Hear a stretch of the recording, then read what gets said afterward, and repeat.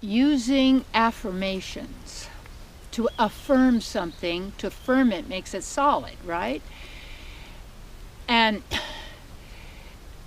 a lot of people, they don't realize they're affirming what they say they don't want by continually saying they don't have it. There's this person that always has the same tune whenever I see this person in the market or in town or whatever, and always the first words out of, I don't have enough money, this happened, now I don't have this, and then I won't have this, and then, it's like, I don't like to actually really talk to him, because it's like, it's always poor me, I don't have this is very depressing.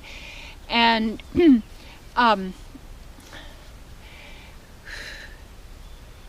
he's and it keeps happening because he's affirming it.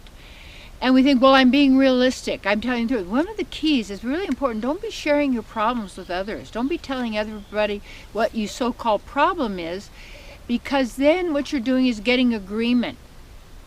And the more people then you get to agree with you, then the stronger that is. That's very much like how PR, advertising, education, subliminals, digitals, all this, if you take a look at what it's a narrative.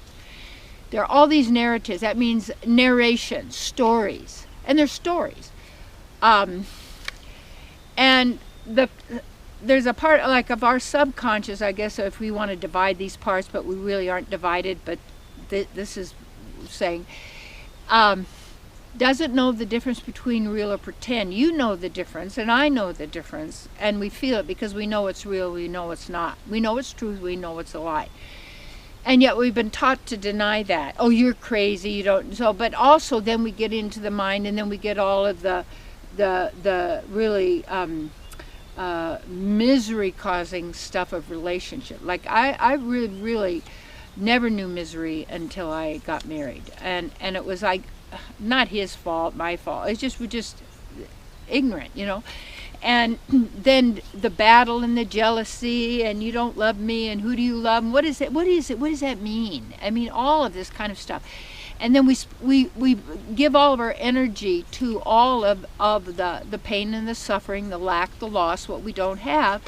And then it becomes the song, it becomes the continual words, but yet then you're manifesting that.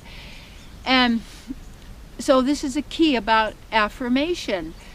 When we're affirming something, we're making it solid and making it firm. So you want to use words, even though you know what you're doing as they're spell casting, but you'll use those that bring you to the state of knowing the absolute truth that always is.